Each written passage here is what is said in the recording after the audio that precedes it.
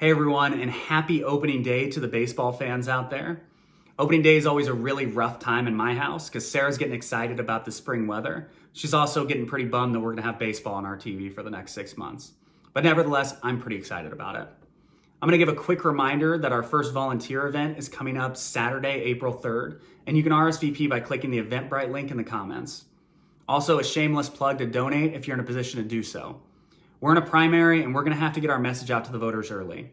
And this is where we're counting on people who believe in our campaign's message to help us reach those voters. So you can do this at www.tieforop.com/donate. And for our next video on the issues, we're gonna talk about safety.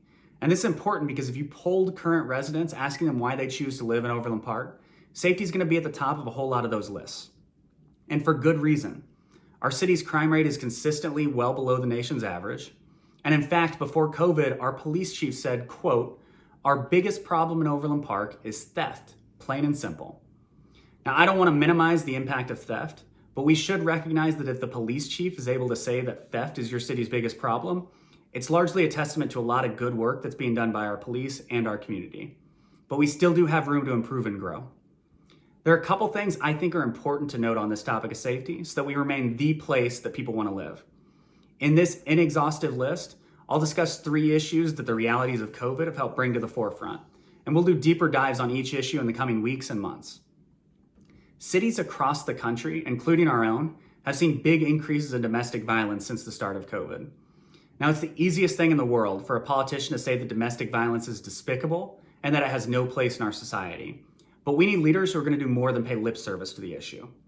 I believe that to address this issue, we need leadership that'll educate our residents and amplify the resources that already exist in our community, including co-responders, while also advocating for more to protect victims. Now, one example I support is the expansion of our victim advocate team at the Overland Park Police Department.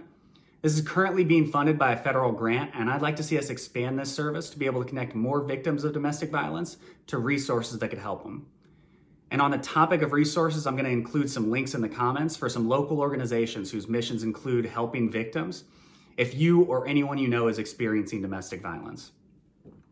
Now, the video I did earlier on mental health referenced that this is not just a public health issue, but one that touches many different areas of policy, including safety. When we have residents with mental health issues that are going undiagnosed or untreated, we're going to have a less safe community, plain and simple.